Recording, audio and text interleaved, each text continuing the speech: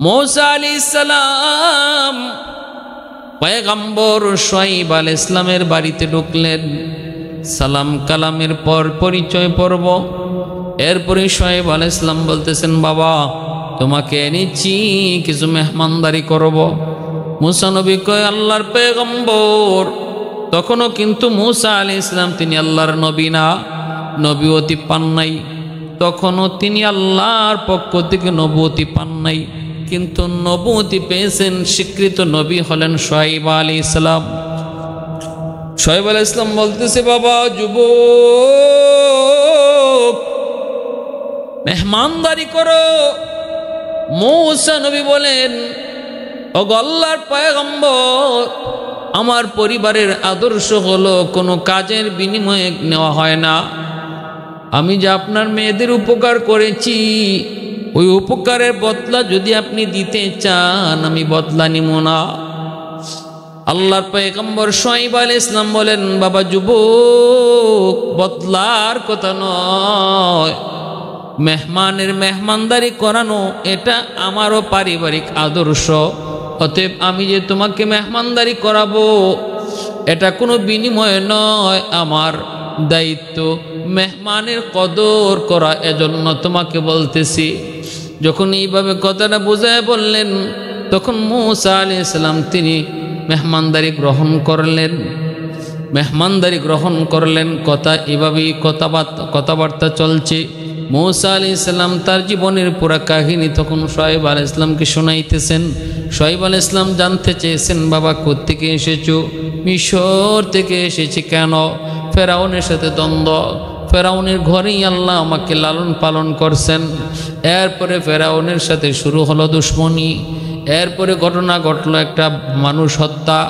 আমি কিন্তু ইচ্ছা করে তাকে হত্যা করি নাই, সে আমাকে হত্যা করার নির্দেশ দিল। জান বাঁচানোর জন্য আল্লাহর আদেশে আমি মিশর ছেড়ে এসেছি। আতঙ্কে আছি, ভয়ে আছি। শুআইব আলাইহিস সালাম বলেন, বাবা ভয় নাই, এই জায়গায় মিশরের কোনো রাজত্ব চলে না, ফেরাউনের কোনো রাজত্ব চলে না, কোনো ভয় নাই। এই কথাগুলা দুই বোন শুনল। এরপরে দুই বোন সফুরা, বড় মেয়েটা, সে বাবাকে আন্দরের ভিতরে নিয়ে বলতেছে, বাবা গো, আমাদের কাজের জন্য এই যুবককে রেখে দিলে কেমন হয়? মনে হয় ভালোই হতো, কারণ সে যেমন কবিয়ুন তেমন হলো আমিনুন, সে যেমন শক্তিশালী তেমন হলো বিশ্বস্ত।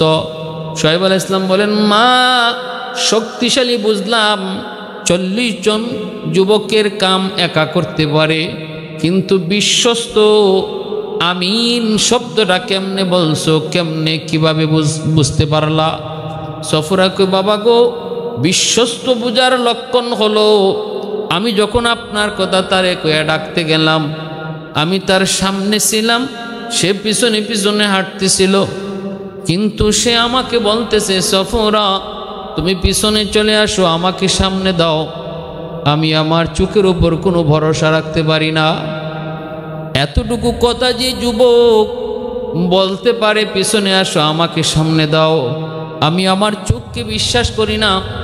এর চেয়ে বড় আমানতদার আর কে হতে পারে? পয়গম্বর শুআইব মেয়ের এই কথাটা শোনার পর তিনি বুঝে গেলেন, ঠিকই তো, এই যুবক তো সাধারণ কোনো যুবক নয়, এই যুবক তো কোনো সাধারণ কোনো যুবক নয়। কিসের কাজ? মেয়েকে, ছেলেকে যদি আমি আমার মেয়ের জামাই হিসেবে রেখে দিই তাহলে কেমন হয়? এই কথাটা ভিতরে এনে তিনি সরাসরি বলে ফেললেন, বাবা যুবক, ও বাবা मूसा, আমি যদি আমার একটা মেয়েকে তোমার কাছে বিয়ে দিই, তুমি রাজি নিয়ে একটু কও। मूसा পয়গম্বর, তিনি তো তখনও পয়গম্বর নন, তিনি টকবকে যুবক। मूसा আলাইহিস সালাম বলেন, ওগো আল্লাহর পয়গম্বর, আমিও বিয়েতে রাজি, কোনো অসুবিধা নাই, কিন্তু আমি তো নিঃস্ব, অসহায়, আমার কাছে মোহর দেওয়ার মতো কোনো টাকা নেই, পয়সা নাই, কেমন করে বিয়ে হবে? শুআইব আলাইহিস সালাম বলেন, मूसा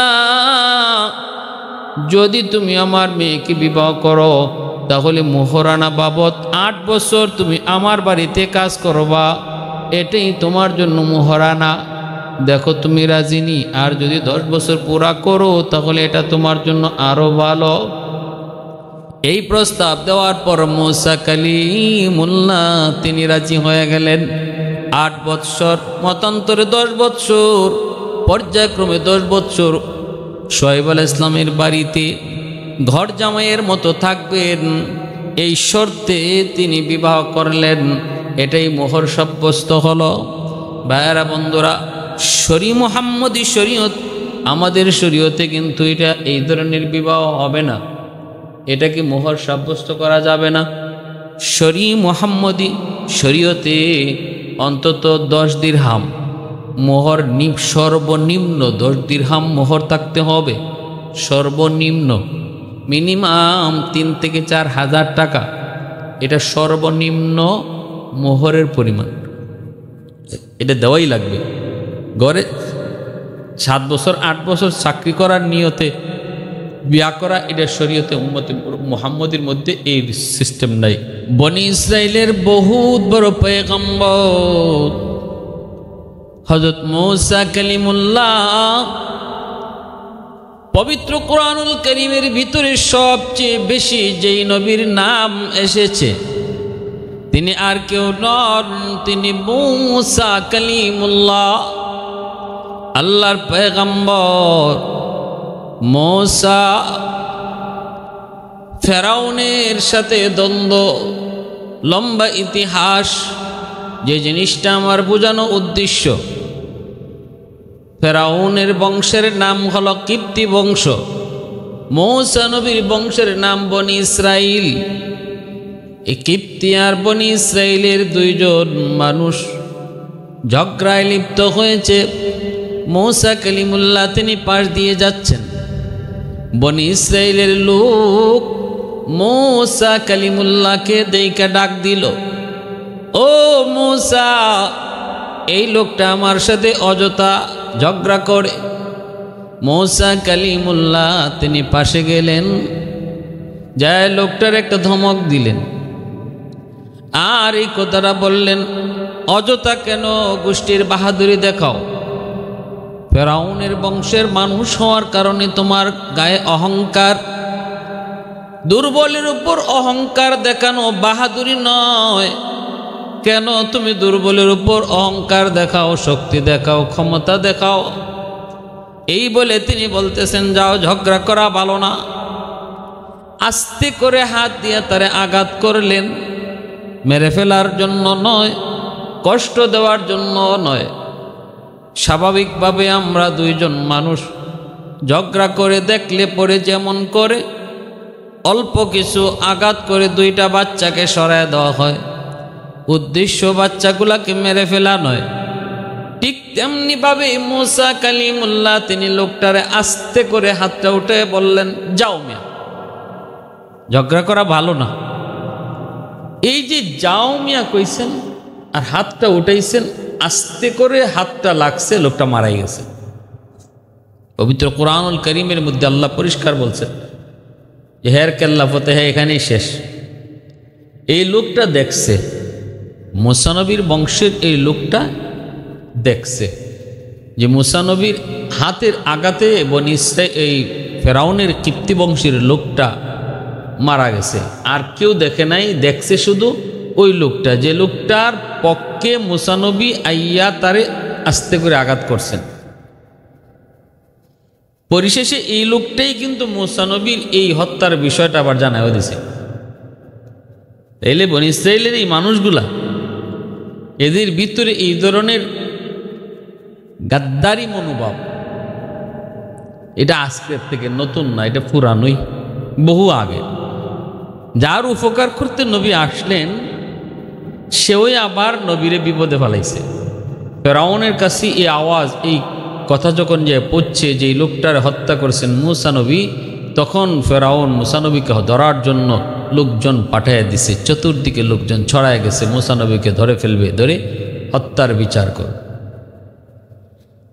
আল্লাহর পয়গম্বর মুসা কালিমুল্লাহর কাছে খবর আসলো, এই খবর পৌঁছা মাত্রই নবী মিশর থেকে বের হয়ে যাওয়ার সিদ্ধান্ত নিলেন। রাতের আধারে তিনি বের হয়ে যাচ্ছেন। চলতে চলতে বড় ক্লান্ত, মিশরের সীমানা পার হয়ে তিনি সিরিয়ার সীমানায় ঢুকে পড়লেন। ক্লান্ত শরীরে তিনি একটা গাছের নিচে বিশ্রাম নিচ্ছেন, আর মনে মনে ভাবতেছেন যে এলাকায় আসলাম, এই এলাকাও কি ফেরাউনের রাজত্বের ভিতরে না বাহিরে?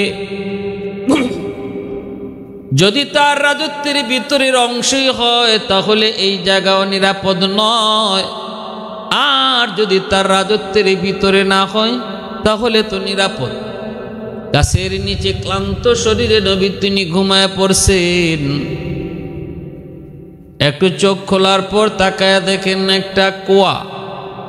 এই কুয়ার কিনারায় অনেকগুলি মানুষ, তারা তাদের যার যার উট নিয়ে পানি পান করায়। মূসা নবী আস্তে করে তাদের কাছে গেলেন। অসংখ্য অগণিত লোক যার যার উটকে পানি পান করাইতেছে সিরিয়াল অনুযায়ী, কিন্তু নবী তাকায় দেখেন কিছু দূরে দুইজন যুবতী মেয়ে, তারা তাদের উট নিয়ে পাশে দাঁড়িয়ে আছে। উট নিয়ে পাশে দুইজন যুবতী নারী, তারা কিছু দূরে দাঁড়িয়ে আছে নিজেদের উট নিয়ে। তিনি আস্তে করে তাদের কাছাকাছি গেলেন, যায় বলেন, এতগুলি মানুষের ভিতরে, পুরুষের ভিতরে আপনারা দুইজন যুবতী উট নিয়ে কেন দাঁড়িয়ে আছেন? আপনারা কি চান? কেন এখানে এসেছেন? চেহারা তো আপনারা বড় ভদ্রঘরের সন্তান, উট নিয়ে কেন দাঁড়ায় আছেন? আপনাদের কি কোনো পুরুষ মানুষ নাই নাকি? তখন একজন মহিলা একজন যুবতীর জবাব দিয়া বলতেছে, মুসাফির, আমাদের বাবা একজন দুর্বল মানুষ, বয়স্ক মানুষ, গায়ে শক্তি কম, আমাদের কোনো ভাই নাই। বাবা দুর্বল, বয়স্ক হওয়ার কারণে বাবা উট রাখালি করতে পারেন না, আমরাই উটটা রাখালি করি, আর এই কুয়ার পানি পান করাই। দাঁড়ায় আছি পুরুষেরা যার যার মতো করে তাদের উট নি, আর তাদের উটের পানি পান করানো শেষ হওয়ার পর আমরা যা আমাদের উটটারে পানি পান করাবো, কারণ আমরা মেয়ে মানুষ, পুরুষের সাথে প্রতিযোগিতা করে পারবো না, আর এটা হয়ও না। এজন্যই ধৈর্য ধরে আমরা পাশে দাঁড়ায় আছি। পুরুষরা যখন চলে যাবে তখন যে আমরা আমাদের উটটাকে পানি পান করাবো। আল্লাহর পয়গম্বর মূসা তিনি বলতেছেন, এই এলাকার নাম কি? কয় এলাকার নাম মাদায়েন। তোমাদের আব্বার নাম কি? কয় আমাদের আব্বার নাম হলো পয়গম্বর শুআইব। আল্লাহর পয়গম্বর শুআইব আলাইহিস সালাম, মূসা আলাইহিস সালাম তিনি বুঝে গেলেন তিনি পয়গম্বরের দুইজন যুবতী মেয়ের সাথে কথা বলছেন গো, সাধারণ কোনো ফ্যামিলি নয়, আর বিনা কারণে তারা এভাবে বাইরেও আসে নাই।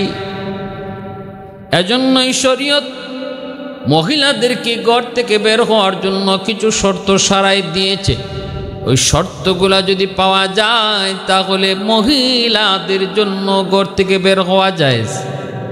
তবে শর্ত সাপেক্ষে কোনো পুরুষ যদি ইনকাম করার মতো ব্যবস্থা না থাকে, সংসার চালানোর মতো পুরুষ যদি না থাকে, তাহলে একজন নারী পর্দার ভিতরে থেকে সংসার চালানোর জন্য কর্মের ব্যবস্থা করতে পারে, কর্ম করতে পারে, তার জন্য বৈধ। ভাইরা বন্ধুরা, জন্য মনে রাখবেন আল্লাহর পয়গম্বর মূসা কালিমুল্লাহ তিনি বলতেছেন, আমি একটু উপকার যদি আপনাদের করি, আপনারা কি আমার উপকারটুকু নিবেননি? কি করবেন? মুসা নবী কয় আপনাদের উটটারে আমি পানি পান করাবো। কখন ওরা পানি পান করে যাবে আর কখন আপনারা বাড়িতে যাবেন সন্ধ্যা হয়ে যাবে। মেয়ে লোক মানুষ, আমি আপনাদের উটটারে পানি পান করায় দিব। এই বলে মুসা কালিমুল্লাহ তাদের উটটাকে নিয়ে আসলেন। কুয়ার কিনারা আসার পর যেই বালতিটাকে তিনি নিচে ফালান, ওই বালতিটা পানি ভরার পর 70 জন পুরুষে টান দিয়ে উপরে উঠাইতে হয়। কিন্তু আল্লাহর পয়গম্বর মুসা তিনি এই বালতিটাকে নিচে ফালায়া 70 জন পুরুষ যেই বালতিটাকে উঠাইতে হয় ওই বালতি তিনি একাই টান দিয়ে উপরে উঠাইলেন এবং তাদের উটটারে পানি পান করাইলেন। দৃশ্য তারা সবাই দেখল। এই দুইজন যুবতী মেয়ে মুসা কালিমুল্লাহর সাথে আর কোনো কথা বলে নাই। তারা সোজা বাড়ির দিকে চলল। বাবার কাছে যাইয়েই বলতেছে, বাবা আমরা একজন শক্তিশালী পুরুষ, আশ্চর্যজনক একজন বড় দিনদার বুজুর্গ এবং অনেক শক্তিশালী একজন পুরুষের সাক্ষাৎ পেয়েছি। একজন যুবক বাবা প্রশ্ন করেছে, মা তোমরা এত তাড়াতাড়ি আসলা কি করে? অন্যদিন তো এত দেরি তাড়াতাড়ি আসতে পারো না, দেরি হয়, আজ এত তাড়াতাড়ি কি করে আসছো?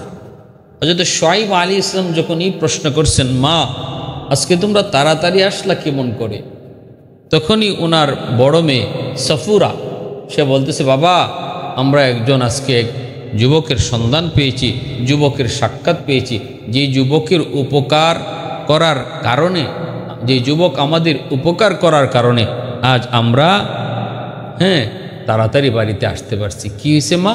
বলে ঘটনা হয়েছে এই, আমরা দাঁড়ায় আছি আর ওই যুবক সে আমাদেরকে দেখছে, জিজ্ঞেস করেছে, আমরা বলছি আমাদের আব্বা অসুস্থ বৃদ্ধ, এজন্য আমরা এখানে দাঁড়ায় আছি। পুরুষেরা যার যার উট পানি পান করে যাওয়ার পর আমরা আমাদের উটকে পানি পান করাবো, কিন্তু সে আমাদেরকে সাহায্য করেছে। বাবা আমরা দেখেছি তার গায়ের শক্তি, 40 জন পুরুষ যেটা তুলতে পারে না বালতি, সে একাই সেটা উঠাইছে। হযরত শুআয়ব আলাইহিস সালামের কাছ থেকে এই কথাগুলো শুনলেন।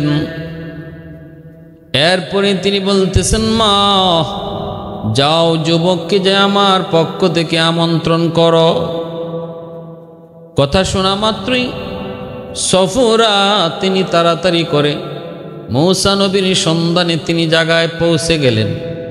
আল্লাহর পয়গম্বর মুসা তিনি ওই জায়গায় আবারও তিনি বিশ্রাম নিচ্ছেন গাছের নিচে। সফুরা এসে সালাম দিয়া বলতেছে, মুসাফির আমার আব্বা আপনাকে তালাশ করেছেন, আপনাকে নিয়ে যেতে বলেছেন, মনে হয় আপনি যে আমাদের উপকার করেছেন কোনো বিনিময় দিতে চান। মুসা আলাইহিস সালাম অবাক হয়ে গেলেন, কারণ তিনি কারো কাছ থেকে কখনো কাজের বিনিময় নেন না, বিনিময় নিতে চান না, বিনিময় নেওয়া পছন্দ করেন না। মুসা আলাইহিস সালাম থমকে গেলেন, কিন্তু নাও করতে পারেন না, কারণ ডাক দিয়েছেন কে? তিনি একজন বহুত বড় পয়গম্বর, নাম হলো শুআয়ব আলাইহিস সালাম। অতএব শুআয়ব আলাইহিস সালামের সঙ্গে সাক্ষাৎ করার নিয়তে মুসা নবী বলতেছেন, চলেন আমাকে নিয়ে চলেন। এবার সফুরা সামনের দিকে যান, মুসা কালিমুল্লাহ পিছনে যান। পবিত্র কোরআনুল কারীমে সূরাতুল কাসাসের মধ্যে আল্লাহ পাক এই ঘটনাটা, এই কথাটা উল্লেখ করেছেন। ফাজাআত ইহদাহুমা তামশি আলা ইসতিহিয়াইন। আল্লাহ পাক বলেছে এই মেয়ে একটা মেয়ে, তাফসীরে এসেছে নাম সফুরা। নবীকে যখন নিয়ে যায় সে এতটাই শালীনতার সাথে নিজেকে এতটাই পর্দার ভিতরে গুছায়া, কাপড়গুলাকে অনেক গুছায়া এমনভাবেই যাইতেছিল, প্রতিটা কদমে কদমে তার শরীরে অঙ্গে লজ্জা ছিল। আল্লাহ এই কথাটা বুঝাইলেন, একজন নারী একান্ত প্রয়োজনে যদি ঘর থেকে বের হতে হয়, তার হাঁটার মধ্যে যেন লজ্জা থাকে, তার চাহনির মধ্যে যেন লজ্জা থাকে, তার পোশাকের মধ্যে যেন লজ্জা থাকে, তার অঙ্গভঙ্গির মধ্যেও যেন লজ্জা থাকে। নির্লজ্জতার আল্লাহ কখনো পছন্দ করে না। এজন্য আল্লাহ পাক মহিলাদেরকে, নারী জাতিকে শিক্ষা দিয়েছেন, একান্ত প্রয়োজনে যদি তোমাকে ঘর থেকে বের হতে হয়, শরীয়তের অনুমতি যদি তোমাকে দেয়, তবে কোনভাবে হাঁটবা, কিভাবে হাঁটবা। রাস্তার মধ্যখান দিয়ে নয়, রাস্তার সাইড দিয়ে একজন নারী হাঁটবে, পর্দা করে হাঁটবে, কিন্তু তার কদমে কদমে, তার চলনে চালনে সর্বহালতে লজ্জা প্রকাশ পাবে। এটাই হলো নারীর ভূষণ, এটাই হলো নারীর সৌন্দর্য। আল্লাহ পাক রব্বুল আলামিন সে কথাটা উল্লেখ করেছেন। মূসা নবী পিছনে পিছনে যায়, হঠাৎ করে নবী ডাক দেয়া কয়, আপনি পিছনে আসেন, আমাকে সামনে যেতে দেন। পিছন থেকে আপনি আমাকে শুধু বলবেন ডানে যাব নাকি বামে যাব। মূসা আলাইহিস সালাম যখন থামায় দিলেন আর বললেন, আপনি পিছনে থাকেন, আমি সামনে যাই। আমি রাস্তা চিনব না, চেনার কথাও না, কিন্তু আপনি পিছন থেকে আমাকে রাস্তা চিনায় দেবেন। এইভাবেই সফরা পিছন থেকে রাস্তা চিনায় চিনায় বাড়ি পর্যন্ত নিয়ে আসলেন। মূসা আলাইহিস সালাম পয়গম্বর শুআয়ব আলাইহিস সালামের বাড়িতে ঢুকলেন। সালাম কালামের পর পরিচয় পর্ব। এরপরে শুআয়ব আলাইহিস সালাম বলতেছেন, বাবা তোমাকে এনেছি, কিছু মেহমানদারি করব। মূসা নবী কয়, আল্লাহর পয়গম্বর। তখনও কিন্তু মূসা আলাইহিস সালাম তিনি আল্লাহর নবী না, নবুয়তি পান নাই। তখনও তিনি আল্লাহর পক্ষ থেকে নবুয়তি পান নাই, কিন্তু নবুয়তি পেয়েছেন, স্বীকৃত নবী হলেন শুআয়ব আলাইহিস সালাম। শুআয়ব আলাইহিস সালাম বলতেছে, বাবা যুবক মেহমানদারি করো। মূসা নবী বলেন, ওগো আল্লাহর পয়গম্বর, আমার পরিবারের আদর্শ হলো কোনো কাজের বিনিময়ে নেওয়া হয় না। আমি যে আপনার মেয়েদের উপকার করেছি, ওই উপকারের বদলা যদি আপনি দিতে চান, আমি বদলা নিব না। আল্লাহর পয়গম্বর শুআয়ব আলাইহিস সালাম বলেন, বাবা যুবক, বদলার কথা নয়, মেহমানের মেহমানদারি করানো এটা আমারও পারিবারিক আদর্শ। অতএব আমি যে তোমাকে মেহমানদারি করাবো, এটা কোনো বিনিময় নয়, আমার দায়িত্ব মেহমানের কদর করা, এজন্য তোমাকে বলতেছি। যখন এইভাবে কথাটা বুঝায় বললেন, তখন মূসা আলাইহিস সালাম তিনি মেহমানদারি গ্রহণ করলেন। মেহমানদারি গ্রহণ করলেন, কথা এভাবেই কথাবার্তা চলছে। মূসা আলাইহিস সালাম তার জীবনের পুরা কাহিনী তখন শুআয়ব আলাইহিস সালামকে শোনাইতেছেন। শুআয়ব আলাইহিস সালাম জানতে চেয়েছেন, বাবা কোত্থেকে এসেছো? মিশর থেকে এসেছি। কেন? ফেরাউনের সাথে দ্বন্দ্ব, ফেরাউনের ঘরেই আল্লাহ আমাকে লালন পালন করছেন। এরপরে ফেরাউনের সাথে শুরু হলো দুশ্মনী। এরপরে ঘটনা ঘটলো একটা মানুষ হত্যা। আমি কিন্তু ইচ্ছা করে তাকে হত্যা করি নাই, সে আমাকে হত্যা করার নির্দেশ দিল। জান বাঁচানোর জন্য আল্লাহর আদেশে আমি মিশর ছেড়ে এসেছি। আতঙ্কে আছি, ভয় আছি। শুআয়ব আলাইহিস সালাম বলেন, বাবা ভয় নাই, এই জায়গায় মিশরের কোনো রাজত্ব চলে না, ফেরাউনের কোনো রাজত্ব চলে না, কোনো ভয় নাই। এই কথাগুলা দুই বোন শুনল।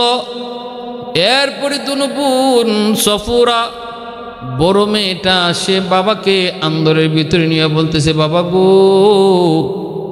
আমাদের কাজের জন্য এই যুবককে রেখে দিলে কেমন হয়? মনে হয় ভালোই হতো, কারণ সে যেমন কবিয়ুন তেমন হলো আমিনুন, সে যেমন শক্তিশালী তেমন হলো বিশ্বস্ত। শুআয়ব আলাইহিস সালাম বলেন, মা শক্তিশালী বুঝলাম, 40 জন যুবকের কাম একা করতে পারে, কিন্তু বিশ্বস্ত, আমিন শব্দটা কেমনে বলছো, কেমনে কিভাবে বুঝতে পারলা?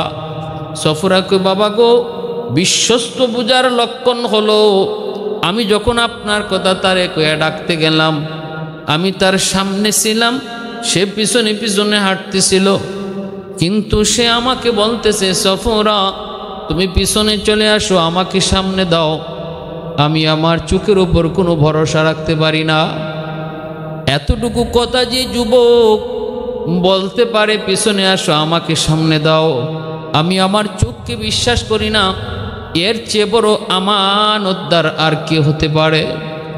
পয়গম্বর শুআয়ব মেয়ের এই কথাটা শোনার পর তিনি বুঝে গেলেন, ঠিকই তো, এই যুবক তো সাধারণ কোনো যুবক নয়, এই যুবক তো কোনো সাধারণ কোনো যুবক নয়। কিসের কাজ? মেয়েকে, ছেলেকে যদি আমি আমার মেয়ের জামাই হিসেবে রেখে দিই তাহলে কেমন হয়?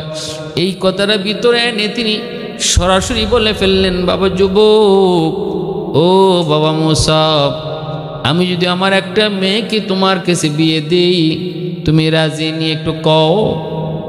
মুসা পয়গম্বর, তিনি তো তখনও পয়গম্বর নন, তিনি টকবকে যুবক। মুসা আলাইহিস সালাম বলেন, ওগো আল্লাহর পয়গম্বর, আমিও বিয়েতে রাজি, কোনো অসুবিধা নাই, কিন্তু আমি তো নিঃস্ব, অসহায়, আমার কাছে মোহর দেওয়ার মতো কোনো টাকা নেই, পয়সা নাই, কেমন করে বিয়ে হবে? শুআয়ব আলাইহিস সালাম বলেন, মুসা, যদি তুমি আমার মেয়েকে বিবাহ করো তাহলে মোহরানা বাবদ 8 বছর তুমি আমার বাড়িতে কাজ করবা, এটাই তোমার জন্য মোহরানা। দেখো তুমি রাজিনি, আর যদি 10 বছর পুরা করো তাহলে এটা তোমার জন্য আরো ভালো। এই প্রস্তাব দেওয়ার পর মুসা কালিমুল্লাহ তিনি রাজি হয়ে গেলেন। 8 বছর, মতান্তরে 10 বছর, পর্যায়ক্রমে 10 বছর শুআয়ব আলাইহিস সালামের বাড়িতে ঘর জামাইয়ের মতো থাকবেন, এই শর্তে তিনি বিবাহ করলেন। এটাই মোহর সাব্যস্ত হলো। ভাইয়েরা বন্ধুরা, মুহাম্মদী শরীয়ত, আমাদের শরীয়তে কিন্তু এটা এই ধরনের বিবাহ হবে না, এটাকে মোহর সাব্যস্ত করা যাবে না। মুহাম্মদী শরীয়তে অন্তত 10 দিরহাম মোহর, সর্বনিম্ন 10 দিরহাম মোহর থাকতে হবে, সর্বনিম্ন। মিনিমাম 3 থেকে 4 হাজার টাকা, এটা সর্বনিম্ন মোহরের পরিমাণ, এটা দেওয়াই লাগবে। ঘরে 7 বছর 8 বছর চাকরি করার নিয়তে বিয়া করা, এটা শরীয়তে উম্মতে মুহাম্মদীর মধ্যে এই সিস্টেম নাই। মুসা আলাইহিস সালাম 8 বছর চাকরি করবেন, ঘরজামা হিসেবে থাকবেন, এই শর্তে বিবাহ হলো শুআয়ব আলাইহিস সালামের মেয়ে সফুরার সঙ্গে। কাজ করতেছেন এইদিকে মুসা আলাইহিস সালাম তিনি যাওয়ার টাইম কাছে আসতেছে। তখন শুআয়ব আলাইহিস সালাম বলতেছেন, বাবা মুসা, তুমি তো তোমার এলাকা মিশরে চলে যাবা, নেও, যাওয়ার আগে তোমার হাতে আমি তোমাকে একটা জিনিস উপহার দিই। এই বলে শুআয়ব আলাইহিস সালাম তার একটা লাঠি দিলেন। এই লাঠিটার কথাই শুআয়ব আলাইহিস সালাম বলছেন, মুসা, এই লাঠিটা কোনো জানতেন লাঠি নয়, এটা জান্নাতি লাঠি। এই লাঠিটা আল্লাহ পাক আদম আলাইহিস সালামকে দিয়েছিলেন, জান্নাতি লাঠি। এই লাঠিটার অনেক অনেক গুণ রয়েছে। তোমাকে এই লাঠি দেব, কিন্তু লাঠিটা নবী রাসূল ছাড়া কারো হাতে লাঠি যায় না। আমি লাঠিটা মাটিতে রাখলাম, তুমি হাত বাড়াও, নিজে লাঠি ধরা লাগবে না। তুমি যদি লাঠির উপযুক্ত হও, লাঠি তোমার হাতে চলে যাবে। শুআয়ব আলাইহিস সালাম লাঠিটা মাটিতে রাখলেন, আর মুসা কালিমুল্লাহ হাত বাড়ালেন। মুহূর্তের ভিতরে লাঠিটা মুসা আলাইহিস সালামের হাতে চলে আসলো। তখনই শুআয়ব আলাইহিস সালাম বলছেন, বাবা, এটা আলামত, আলামত, আল্লাহ তোমাকে রাসূল হিসেবে কবুল করবে। এই সেই লাঠি, মুসা আলাইহিস সালামের এই সেই লাঠি, যেই লাঠি হাত থেকে ছাড়লেই সাপ হয়ে যেত।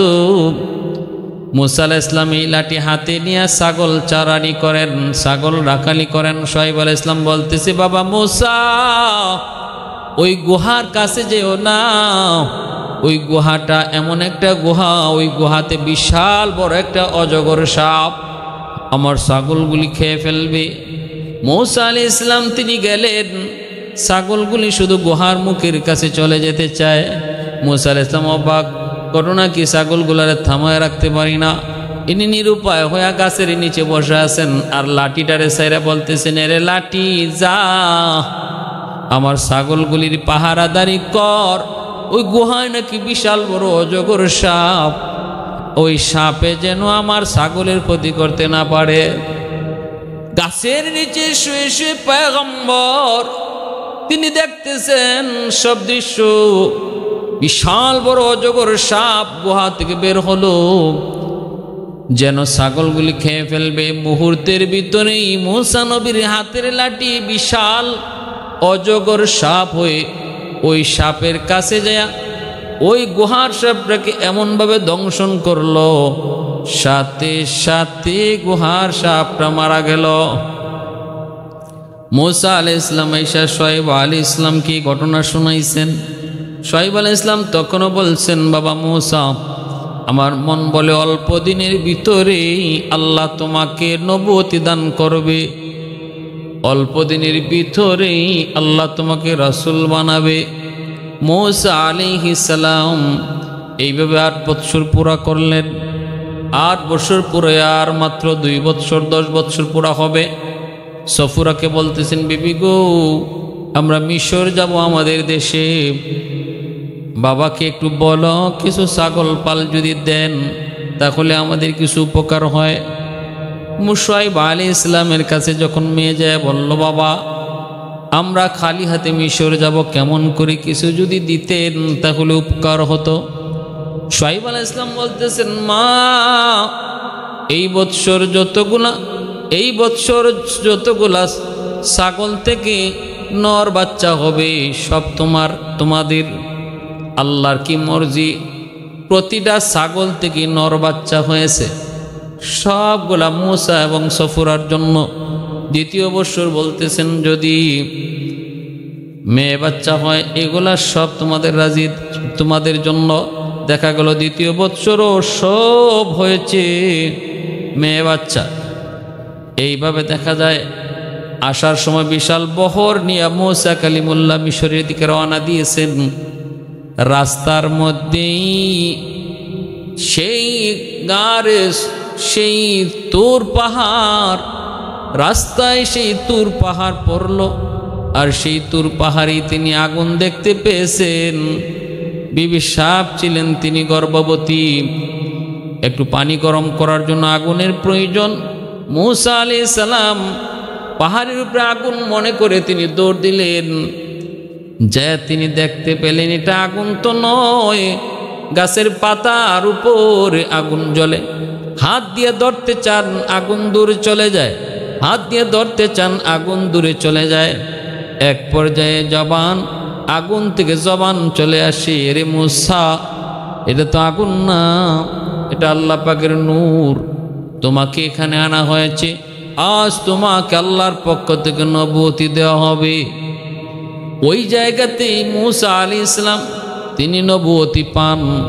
আল্লাহর সাথে তুর পাহাড়ে এসেই তিনি কথা বলতেন। মুসা আলাইহিস সালাম আল্লাহর সাথে কথা বলতেন শুধু এক জায়গায়, তার নাম হলো গারে তুর পাহাড়, জাবালে তুর। ওই তুর পাহাড়ে এসে তিনি কথা বলতেন। মুসা আলাইহিস সালাম যখনই আল্লাহর সাথে কথা বলতেন, কথা বলার সময় মাঝে মাঝে কিছু ঘটনা ঘটত। মুসা আলাইহিস সালাম একবার আল্লাহর সাথে কথা বলতে তুর পাহাড়ে আসবেন। একজন মহিলা সন্তান হয় না, মুসা নবীকে পায়া বলতেছে, নবী গো, আজ তো আপনি আল্লাহর সাথে কথা বলতে যাচ্ছেন, কেন আমার সন্তান হয় না? আল্লাহ কেন সন্তান দেন না? আমাকে একটু আপনি এই কথাটা আল্লাহর একটু জিগাইন। আল্লাহরে জিগাইছে, আল্লাহ আজকে রাস্তা দিয়ে আসার সময় একজন মহিলা সন্তান তুমি কেন দাও না, কারণ জানতে চেয়েছে, একটু কি বলা যাবে? আল্লাহ তারে বলছেন, মুসা যায় কইও তার ভাগ্যে সন্তান নাই। মুসা আলাইহিস সালাম আয়েশা বলছেন, মা গো তোমার ভাগ্যে বুঝি সন্তান নাই? মহিলা তো কান্নাকাটি শুরু করছে। মুসা নবী তো চলে গেছেন। এরপরে দেখা যায় একজন দরবেশ বেশ কিছুক্ষণ পরই রাস্তা দিয়ে যান। মহিলার কান্না দেখে দরবেশ কয়, মা কেন কাঁদো? মহিলা কয়, আমার নাকি ভাগ্যে সন্তান নাই। আমার নাকি ভাগ্যে সন্তান নাই, এজন্য কান্দি। তখনই কয়, মা গো আমারে কিছু খাইতে দিবানি। ওই মহিলায় ওই দরবেশ ফকিরে কিছু খাইতে দিল। সে তখন দোয়া করছে, আল্লাহ আমি তোমার কাছে হাত উঠাই, তুমি তারে সন্তান দিও। এর কয়েক বছর পর মুসা কালিমুল্লাহ ওই পাশ দিয়ে যান। মহিলার কথা মনে হলো, দেখার জন্য তিনি একটু ঢুকলেন। ঢুইকা দেখেন আশ্চর্য, মহিলার কোলে বাচ্চা। মাগো ওই বাচ্চা কই থেকে? আমার। কও কি আল্লাহ না কইল তোমার ভাগ্যে বাচ্চা নাই, সন্তান নাই? কয় তাহলে আমারও তো প্রশ্ন, তুমি নবী হইয়া কেন এমন কথা কইলা যে আল্লাহ কইছে আমার ভাগ্যে বাচ্চা নাইতে, বাচ্চা আইলো কোত্থেকে?